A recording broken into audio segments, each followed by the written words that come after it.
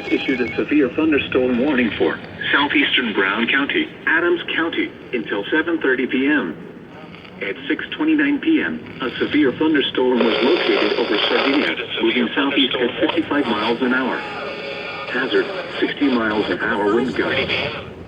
Source, radar indicated. Impact, expect damage to trees and power lines.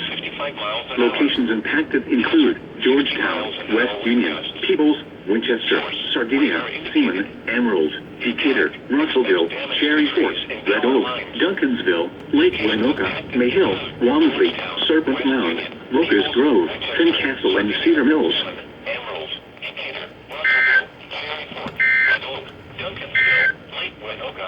Here is Walmsley, Serpent Mound, Locust Grove, Fincastle, and Cedar Mills.